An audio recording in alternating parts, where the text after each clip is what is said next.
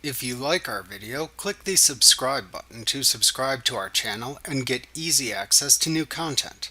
To see our full suite of ad-free video courses and training materials, visit us at teachucomp.com.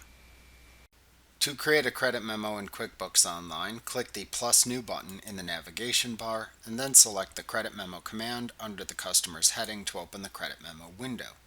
You use this form like you use the invoice form. First, select a customer from the Customer dropdown.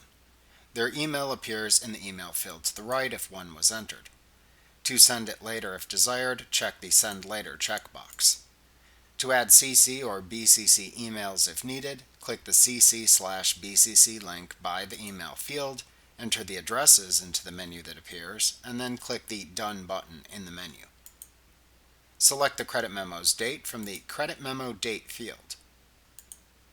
The credit memo's number appears in the Credit Memo Number field, and you can change it if you enabled custom transaction numbers in your company file's settings.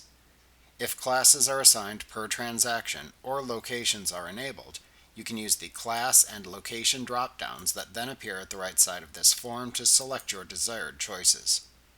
To add a tag to this transaction if desired, click into the Tags field and then select a tag from the menu of tag choices.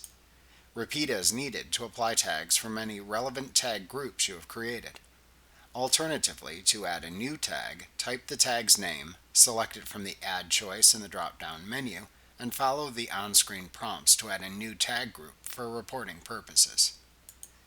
Next, click into the Product Service column in the Line Items section to select the products or services for which the customer is being credited, and enter the associated line item's return information. Alternatively, to create a new general credit line item, select the Add New choice from the Product Service dropdown, and then create it in the Product Service Information pane that then appears. Take care, if creating a general credit, to select the correct income account and set its correct taxable setting. The total credit, shown towards the lower right corner of the window, shows the total credit amount. When finished, save the credit memo by using either the Print or Preview command, or by selecting a choice from the Save and Send drop-down button in the toolbar at the bottom of the window.